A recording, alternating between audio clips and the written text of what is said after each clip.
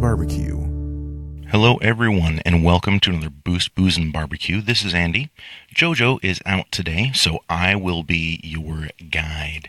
And what I'm guiding you through is actually the weekend that we spent at the Pirelli World Challenge and the Rose Cup races at Portland International Raceway. It was a blast, and it was insane, and there were people everywhere, and there were cars everywhere, and I think we got a tenth of what was happening there. I mean, it was just everyone and everything was everywhere, and it was really, really crazy. It really was. I had the hardest time not just being overwhelmed by the amount of awesome stuff that was just absolutely everywhere.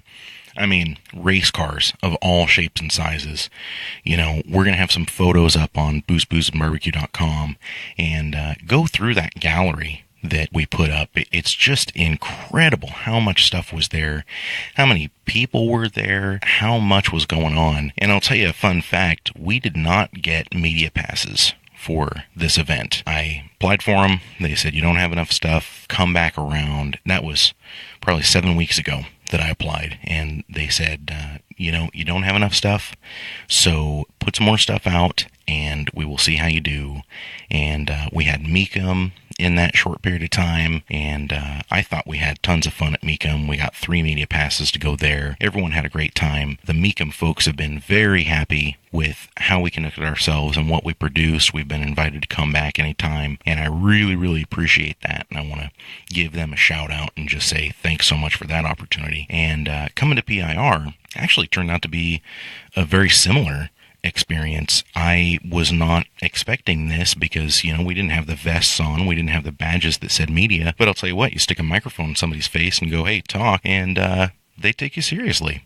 And so we had a really good time taking all kinds of photos, and we got invited back into the tents and the work areas of a couple of the race teams, and well, you're going to hear it here a little bit later on, but I fangirled like crazy. I saw Real Time Racing was there, and I've been a huge fan of Real Time Racing for a long time. I remember when they were racing the TSXs against the Mazda 6s, and the TSX set up by Real Time Racing was an absolute beast, and they had to put the maximum amount of weight in the cars just to get them down to be competitive with the next closest race team. It was a pretty epic time for Real Time Racing. They're still doing it, and I'm very impressed with them. There's a new 2-liter turbo 4-door Hyundai that's going to be coming out, and I believe it's the new Elantra. It's what did they call it? It's their N series. It looks pretty good. I have to be honest. It looks pretty good. The specs are promising. It is front-wheel drive, not all-wheel drive, unfortunately. But, right around 3,000 pounds, 300 horsepower. Looks like the cars are set up pretty well, and so I was very impressed. You really just never know who you're going to run into when you go to stuff like this. Like, for example, we ran into Brooke DeBoer, and she and her husband are the stars of a reality TV show on Amazon Prime called Fast Life, and it chronicles them and kind of the trials and tribulations of trying to go through and be and become a professional race car driver, and it follows her husband through that. And I don't want to spoil anything, but I mean, it is packed with all kinds of ridiculous drama, stuff that I never would have thought was possible. I will give you 2 words: fake sponsors. Unbelievable. I was blown away when I watched that episode. It's something you got to go and check out. So Amazon Prime, just punch in Fast Life, or go and check out their website, fastlife.tv. It's a pretty wild ride that they've been on, and it's very insightful. And it's really interesting to watch. I really got caught up in it fast. So I definitely recommend that you guys go out and check that out. And here's what she had to say. Hey, we're here with Brooke of Fast Life TV. How are you, Brooke? I'm great today. I'm pretty hot, but I'm it's good. Very warm out I'm here. good. It's very warm out here. Yes, it is, but indeed. The racing has not slowed down even a little bit. It's been really incredible. Yes. And you guys are here with a car, right? Yes, we're here with the number 66, LaSalle Solutions, Porsche Beaverton. Porsche? That my husband's driving? Sorry, this is usually his job. He's the race car driver. I can't wait to see you talks go about around the all track, though. Oh, well, me too. I'm looking forward to it. And you've got your show that you're doing. That's on Amazon right now, right? Yes, it's fastlife.tv is our website, and then there's a direct link to our show on Amazon Prime. Awesome. And it's basically a behind-the-scenes, all-access pass to the world of sports car racing through the eyes of myself, the filmmaker and wife of Derek DeBoer, the race car driver, and our 3 girls who trail along with us and team up to help make all of these dreams happen. Very cool. I love the family aspect. I really do. Thank you. I cannot wait to catch that show. So make sure that you find it on Amazon.com, Amazon Prime, and we'll put up a link to it on boostboostbbq.com. Thanks so much, Brooke. I appreciate it. Thanks for having me. Really awesome people. We were so happy to be let back into their tent and walk around and talk with everybody. The family's super nice. Derek is super nice, and we just wish them all the best. And I'll tell you, we really appreciate them peeling off some time to be able to come and talk to us. Not everybody could. We had a number of people who told us, we would love to talk to you, can't talk to you right now, so make sure that you come on by later on and talk to us. And we actually got really lucky, I feel like. We were able to snag one of the engineers at the Hyundai Racing booth. And we were talking to him. He was very excited about how well the cars were running. They had a really, really good first day. And everything just seemed like it was falling right into place because of, touring car rules. It's just like what I was saying about real-time racing. They add weight, they trim throttle, they put restrictions on you. And the Hyundais were doing so well that they had to put performance restrictions on the vehicles for the weekend.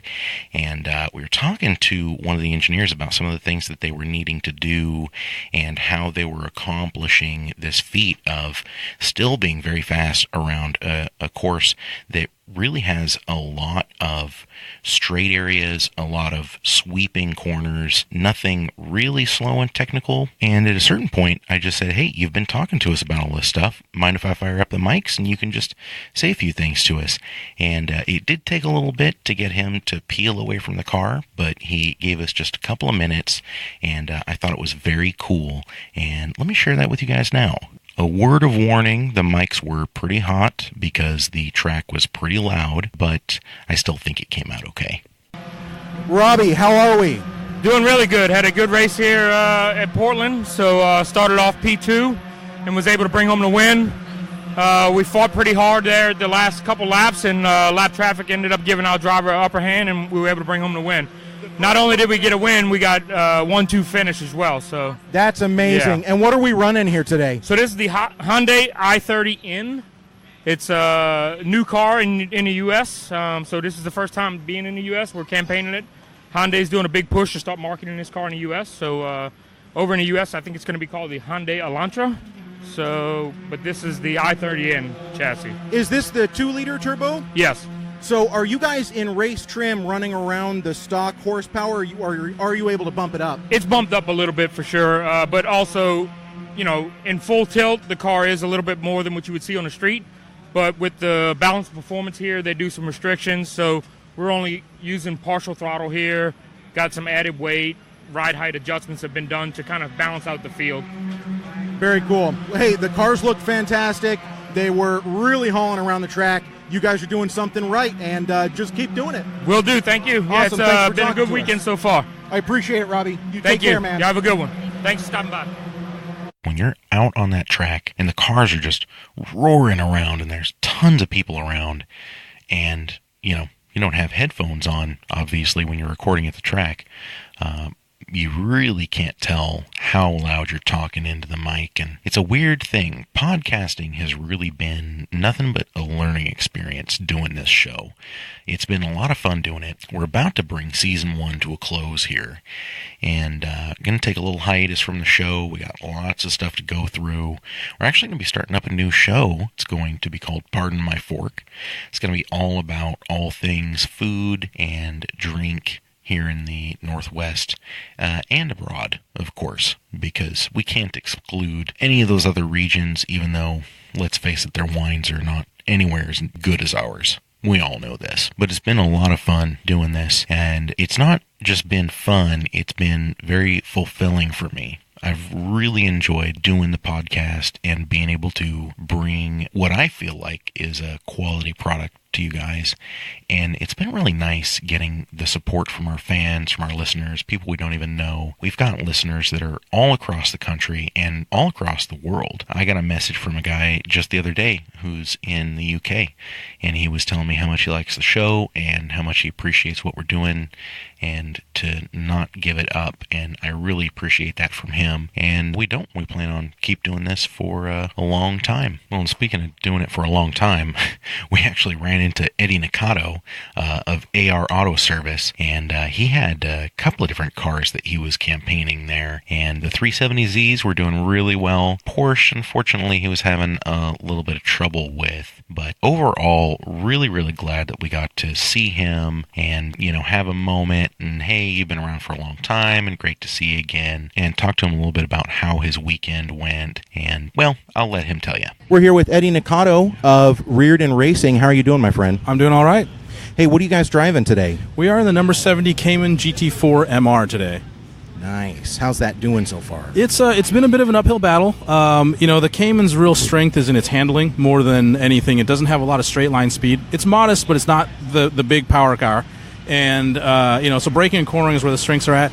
We're struggling with the handling, so the strong point of the car isn't really strong right now. So we're really struggling from the back of the field, but we've made some changes here, so hopefully those will, stand out in the race and bring us up to the field. And PIR tends to be a little bit faster a track. The corners are wider, longer, and the straights are longer. Mm-hmm. And so being in a Cayman, I would assume you're constantly trying to battle against the fact that you don't have the horsepower to pick you up. Are there enough corners on PIR to make you competitive? Yeah, I think so. It's really a matter of how much faster you are in the corners, and even in our poor setup situation, I mean, you can clearly see where the car shines. It's stronger under brakes. The corner exits are really good. The mid corner is where we're struggling right now, and so if we can get that sorted out, we'll have enough mid corner speed to make up the lack of straight line speed. So it's definitely capable of being competitive.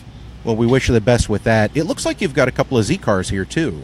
Yeah, they're running the two 370Zs in the touring car class, and I think in earlier today's race, they took first and second, so they're doing really well. That's fantastic. No problems with the heat or anything? None whatsoever. I believe it's close to 100 degrees out here today. It is, and the cars do run hot anyway. Most German cars run 225, 235 degrees. They seem to kind of sit on that edge, but, I mean, we've been fairly stable. Our car is actually equipped with a factory AC. What you caught there at the end is someone running up to Eddie and going, "Hey man, the race is about to start. You better get out here." That's the risk you run when you're going around and you're talking to these folks, especially when they're so giving of their time, to come over and answer my mundane questions that I'm sure they've heard 1,000 times over the weekend. And it was just good to be able to talk with him and even, talk with the other teams and be able to connect with them, even if it was for a very short period of time. Well, we did this thing where we went up to people and we said, "Hey, we just need 2 minutes of your time." And most of the time we didn't even talk to them for that long. And everybody really seemed to appreciate that. They had their chance to say a little thing. We're going to give them a little plug on the show, and then they're able to go back to what they're doing, and we moved on from there. I never want to inconvenience these folks when we're trying to talk to them, because obviously they have jobs to do. They're trying to take care of it. But fortunately for us, we did have a few teams that said, "Hey, we would like to talk to you a little more extensively. We don't have the time now, but if you came back by after our race, we'd love to sit down and talk to you." And that was actually the case when we swung back around to the tent for Jen Gannett with Ian Lacey Racing. She is a rookie, and she's campaigning an MX-5 and really doing well for a rookie. This was her first race out of her probationary 4. So the way NASA racing works is you have to have, I believe it's 4 races with no incident. That's what they call it, is no incident. So no offs, no contact, no anything. Typically, drivers will stay at the back of the pack during this because they don't want anything to happen. They're just kind of taking it easy. They take the wide lines. They don't want anything serious jeopardizing their NASA racing license. Once you're past that probationary period, however, you're allowed a little bit more freedom. You still have your first year. You're still considered a rookie, and you need to mind your P's and Q's. There can't be a whole ton of contact or anything like that. However, they do become become more lenient, and so you're able to do a little bit more, and most drivers then have the confidence to start trying to cut it up a little bit more. And that's where Jen Gannett found herself this weekend. She was doing some passing, she was trying harder to keep up, she wasn't giving up the inside line, she wasn't taking a wider line around the corner just to let people pass. You know, she was trying to stay in the racing line and stay in the groove. And if somebody passes her, great. If they can't pass her, she's not going to trouble herself with trying to get out of their way. And I'm sure that just ramps up the fun factor by 1,000 once you find yourself in that position where you no longer have to be so aware and saying, please don't hit me, because it'll cost me my racing license. And we were in a situation with Jen where we came by her tent. She was super nice, couldn't really talk too much to us, but she said, when I'm done with my race, I'm done for the day. So if you guys want to come back by, please feel free, and we can just kind of sit down, have water, hang out, and shoot the breeze.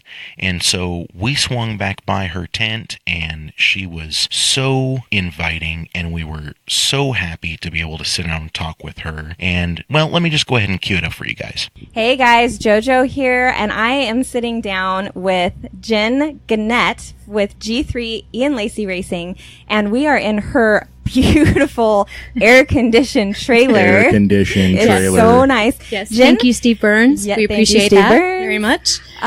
Jen, you just came off the track. I did, yes. Yeah. Yes. How did that go for you today? It's the best race that I've had so far. I'm super excited. My coach Drew Stavely has been working with me a lot this year on coaching me up and trying to catch up with the pack a little bit. This is just my first year in semi-professional racing. I only have a year of club racing under my belt before I came up to Pirelli. So this has been a big step for me. So there's been a lot of ups and downs and, you know, a lot of, you know, being frustrated because you want to be in the mix. And today we finally found it. Fantastic. So had a great race. So how did you make that leap? How did you go from club racing to this level? Pretty much it's a simple story. Drew and Ian walked up to me in the garage one day and said, we think you're going Pirelli racing next year. And I said, okay. Yeah. And so I got a car and started trying to get in it as much as I possibly could. Are they looking to adopt an adult male? Right. We'd love to have you. Come on over. Would they like another daughter? Barbecue? Yeah. Yeah. Speaking my language. Yeah. But, in fact, my whole background in racing is completely accidental because, my husband, found out about Ford Performance Racing School, which is in Salt Lake City. And at the time we lived in Colorado. And so, he said to me, I think I'm going to go do Ford school. And yeah, that was my reaction. I said, hey, you know, that sounds like fun. And, so what I meant was, you have a good time. I'm going shopping. I'll see you when you get back. And what he heard was, that sounds like fun, sign me up. And the next thing I knew, I was at Ford Racing School. Wow. And the next thing I knew, I was in an HPDE program with NASA Utah. And the next thing I knew, I was racing, and now I'm here. So that's fantastic. Yeah, what a whirlwind. Yeah. It's been quite the whirlwind. It absolutely has. But it's been a lot of fun along the way. Yeah. So, yeah. And look at you. You're here now. You're cutting it up with, the kind of big boys. And, boy, you were really giving that number 79 Subaru BRZ a real hard time. Yes. A real hard time. It was very entertaining watching you guys battle it out. Thank you. We got plenty of footage of that. Yep. You're going to be able to find it on boostboostbbq.com. Ooh, I'll be looking for that myself. Yeah. Absolutely. Yeah. So do you have anybody you'd like to thank, Jen? Oh, gosh, there's so many people I'd like to thank, starting with, my husband who, it's his signed fault. me up for racing school because it's completely his fault. Yeah. And, completely. So now he has to buy me more race cars. Yeah. But, and he thought my shoe habit was bad. Oh, but, no. No. But, and then of course, Drew Stavely, who is my coach and my mentor, and I absolutely couldn't do this without him and his support and his coaching and his wife, Kathy, who, is so kind to loan her husband to me so that he can come to these races and be with us. But he's also racing in GTS, the number 12, and sponsored this weekend by Product41.com. So we're super happy to have them on board. So I'd like to thank them for being here. And of course, Ian Lacey Racing, because they are so supportive and we have such a great team. Yeah. not even a team, we're a family, and it's so nice because it's fun to go to work every day because I consider this my job right now, and everybody's always smiling and everybody's always there and they're happy. And even when I feel like I've done a terrible job on the track, my crew chief Casey, who I'd also like to thank, he just makes me feel like I won the race. And that's so awesome. it's just That's absolutely fantastic. fast. It's wonderful. So thanks to all of those folks for all of their support. So Well, hey, Jen, thank you so much for talking to us. Thank you. G3, check that out. Ian Lacey Racing, check that out. Yes. Product41.com, check that out. And boostboostbbq.com, check it out. Thanks so Absolutely. much. Thank you for having me. I appreciate it. That trailer was so nice. I will have a hard time forgetting that. That trailer was something else, man. It had this office space that you could go up into, which is where she took us. We sat down, we had some water, just hung out, and it was really, really nice. Of course, JoJo sat her down. As soon as the mics turned off, she was just like, tell me your secret. Tell me how you got hooked up with this racing team. And she had a really fascinating story for us about her husband signing up for a racing school, and he asked her if she'd like to check it out. There was a miscommunication there. She said, yeah, sure, thinking that he was just going to go and do his thing, but instead he signed her up to do the class as well, and she did really well, caught the racing bug, and her husband said, you know what, I think you're going racing. I think this could be a thing, and she's done really, really well. We are very impressed with her, and we are very impressed with her and her team's hospitality, and we really do just wish them all the best. Please go and check them out. Her name's Jennifer Gannett, and they're going places, so make sure you go out and you give them a like, a follow. Make sure you go out and give them your support, because they are just really, really good people, and I think they're going to go far. And really, everybody that we talked to was just really good people. We didn't encounter... I don't think I encountered a single person that was mean or rude. There were a few people that didn't want to talk to us, mostly because they just didn't have the time, but just about everyone that we encountered was really happy to see us there and willing to stop and talk, and I just love that. I wish we'd had more time there. I wish I could have been there all 3 days. We only went for the one day, Saturday. We caught a lot of really good racing. Also caught a little bit of sunburn around the ears, if you know what I mean. But it was just so much to see and so much to do. We only got a fraction of it, but I do feel like we hit a few of the high notes. I got a few of the things that I really wanted to get out of the way, and one of my favorites was on the way down the row, we walked past Tom O'Gorman, who is one of the drivers for Real Time Racing, and he was carrying his trophy and his bottle of champagne, and I stopped him and I said, Tom, we gotta talk to you, man. We gotta stop and talk to you. Of course, he was just drenched in sweat from head to toe, and by the way, smiling from ear to ear, super excited about his win, just like any of us would be. And he said, absolutely, come on back by. I'm gonna change, I'm gonna go cool off, but you guys, when you're making your way back down past our truck, you go ahead and swing in and catch me for a few minutes to talk. And sure enough, he was good to his word. We spent some time walking around, talking to some other folks, taking some photos, and then on our way back down, there was the real-time tent, and I stopped, and I said to one of the guys, hey, is Tom back there? And they yelled for him, and he came on out, and he was such a hospitable speaker. We were going to try to talk to him right out in front of the track where racing was going on, and he said, no, let's head on into the back. We weren't able to go into the trailer, but he took us on into the back, and we hung out, and it was a little bit quieter, and it was a nice, intimate moment with one of my favorite racers for one of my favorite race teams. And well, he had some really great things to say to us off the air, talking about his personal way up, into professional racing, and I found it really, really fascinating, and I do hope to have him on the show at some point during season 2, and hopefully we can make that happen. If anybody is listening to the show that feels like they can help make that happen, please feel free. And Tom's such a nice guy. I'm sure he'd do it in a heartbeat. Let's hear what he had to say. Hey, we're here with Tom O'Gorman. How are you doing? Doing great, man. How are you? I'm doing fantastic. Did I see you carrying a trophy? I carried a trophy. I love days when I get trophies and champagne. That's right. We're here in the Real Time Racing tent. Yeah. You're going home with a second place. Is that right? Correct. Oh, that is amazing. Yeah, and we have another race tomorrow, so maybe I can get a bigger trophy tomorrow. I tell you what, if you could podium both days, that would just be astonishing. Yeah, this is actually our 7th podium in a row of 7 races. So we're on a good streak, so I'd like to keep that going. I believe it. I've been following real-time racing for a long time. I've been a fan since the TSX Mazda 6 days. Oh, cool. I mean, I was young when this was going on, and I've been a real-time racing fan because this team just consistently does well over the years. Absolutely. It's pretty surreal to be involved with the team now because I grew up spectating in Mid-Ohio. That was my connection to motorsports, and absolutely fell in love with it. Every video game I purchased when I was a kid was a racing game. I started with autocross and kind of fell down the slippery slope and followed opportunities as I could. And I never intended to be a professional race car driver, but here I am, and racing with Real Time after knowing of them through the Type R days and the TSX days and then the TLX days and the GT cars. I have to look back every single. I just got chills a little bit right now talking about it. It's like the coolest thing ever. So you and me both, we come to the same spot. Yeah, absolutely. Except for you became a race car driver, and I'm just interviewing him. I was just bad at college. I had to figure something out. That's right. Well, hey man, it looks fantastic. You guys are doing super well. I love seeing the cars going around the track, and I'm really glad to see Real Time here winning.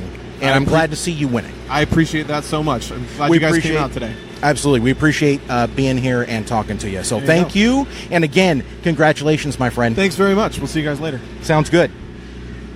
What a class act, that guy. Absolute salt of the earth. And by the way, he was able to snag a podium on Sunday. He got 3rd place in his race, and we are so happy for him. Always good to see a rookie that just really takes to it, you know. And I have no doubt that he is going to be the next, take your pick, insert driver here. He is on his way up. I know it. He blew into the motorsports scene. He did really well in autocross, won himself a couple of national titles, decided to just roll the dice and bet everything on himself, get a B-spec car, and just go out there and start racing, get his NASA license.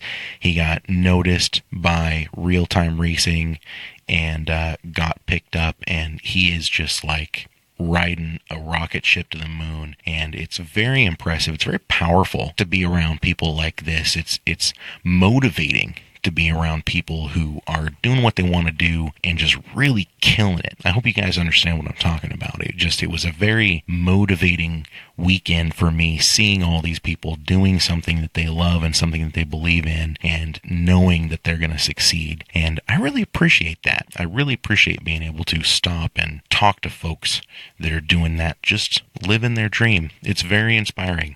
And even a few people that were surprisingly inspiring. We got a chance to stop and talk to Michael Shanes, and I love this guy because he doesn't race. He's been around motorsports his entire life, but he's not a racer. But he loves it and he appreciates it. And so he is the hospitality director for the Pirelli World Challenge. And basically, if you go to the Pirelli World Challenge, no matter what track it's at, and you're enjoying any of the amenities, you have Michael to thank. And what a nice guy, too. I mean, I stopped him. And the only reason why I stopped him is because he had an official shirt on. And I just want to say, hey, man, thanks for doing what you do, you know. And we started talking. You know, I asked him how long he'd been driving or racing, and he kind of told me his background with the Pirelli World Challenge. And it was really fascinating. And at a certain point, I said, hey, would you mind talking to us for a second? And I love this. He said, no, I wouldn't mind talking to you. However, I got to check, and I got to double check because NBC was there and it was being televised live and all of that. And we kind of know the program because when we were at Mecum, we had some very specific rules that we had to follow because NBC Sports was there, you know, doing the coverage. And so there were certain things that we weren't allowed to do. And the same rules applied to him. He had to be very careful with who he talked to and where video was taken and where photos were taken and things like that. And so it was kind of a fun ordeal to go through with him because he talked to one person that was a boss, and they said, well, you got to go and talk to these other people. And we made our way up into the media booth, and instantly the media booth people were like, well, how come these guys don't have media badges or vests? And I said, well, we got denied for our media passes. And, you know, I thought there was going to be a thing. I thought that might be an issue, but I was just being honest. And one of the fellows just looked at me and shrugged and said, who you guys with? And so I handed out some business cards and some stickers, and they all, of course, liked the premise and liked the logo, and they said, hey, you're marrying the 3 best things in life, and that's exactly what we try to do here, right? And you know what's funny is that's exactly what Mr. Shanes is able to do. He brings good food and good drinks, all of that to the hospitality tent for the Pirelli World Challenge, wherever they are. And I was very impressed with him. I was impressed with his background, with his tenacity, and I was very appreciative of being able to be up in the media booth and just talk to him very briefly, and to be able to give him a shout out on the show and just tell him how much we appreciate, of course, not just him, but everyone that he works with that does what they do, and what a great job they've done bringing this event to us. And so I would like to say again, thank you so much, Michael. And here's what he had to say. Hey, we're here with Michael Shanes, and we're in the 3rd floor of Race Tower. Where there's the media center. Where there's the media center, where there's air conditioning. And it feels fantastic in here. Hopefully you're getting to spend a little time up here. I generally don't. My duties don't generally have me up here, so it's an honor for you guys to ask me to do this. What is your title with World Challenge? So the title on my card says Special Projects Coordinator. So I have a pretty diverse background in motorsports on the operations side, and so my primary function here over the weekend is to make sure that all our staff and guests are fed and cared for. I'm like a mom. You might have the most important job. I've been told that. Are you a racer yourself? I have not raced myself, but I have been in and around racing for longer than I care to tell you. Good times and bad times. It's really hard to have a bad day at the racetrack, and we really don't want to talk about those. That's right. Any bad day at the racetrack is better than a good day at work. And you are combining work and the racetrack. They say if you have something that you do that you love, you'll never work a day in your life. And I'm fortunate at this stage of the game for me that I haven't worked in a number of years. Well, and we're very fortunate to have you here. So if any of our listeners are visiting a track where the Pirelli World Challenge is going on and they're enjoying themselves some food and beverage and nice amenities, they have Michael Shanes to thank. Michael, thank you so much for talking to us. Thank you very much. This has been fabulous. It's our first time back here in about 13 years. And we're really excited. It's a beautiful venue. It's been a little warm this weekend, but it's been overall a fabulous experience, and we look forward to many years to come. We can't wait to have you again. Thank you. Thank you. Such a super nice guy. I loved talking to him. We had a really great period of time being able to sit and kind of talk while we were waiting to wade through all the paperwork and everything.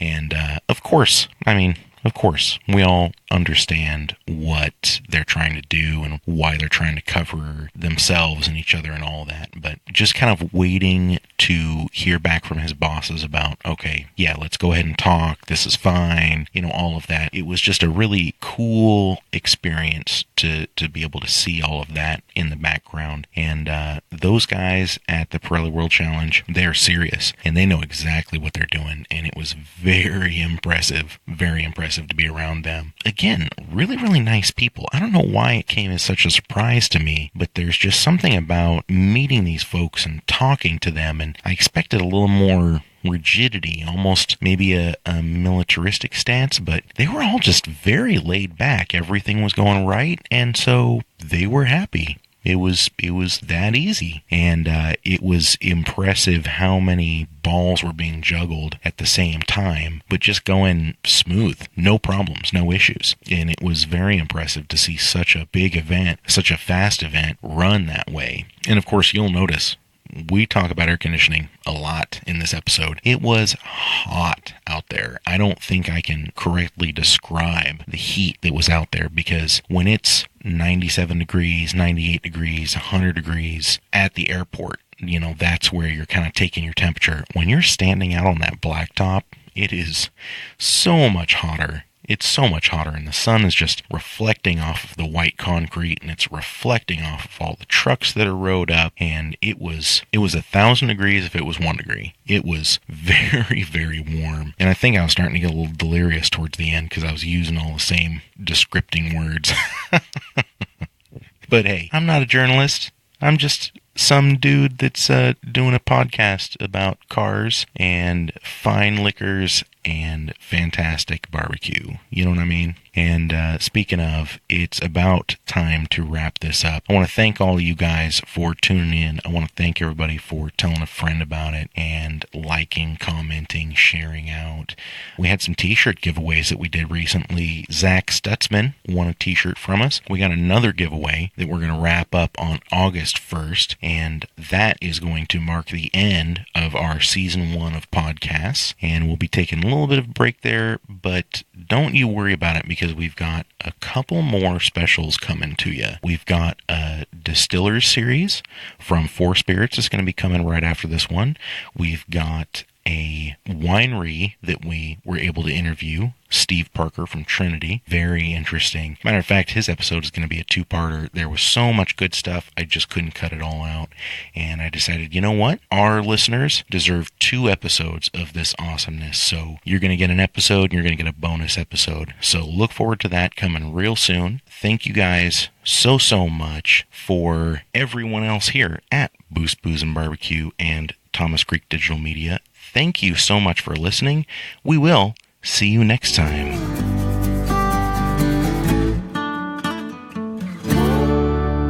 Boost, Booze, and Barbecue.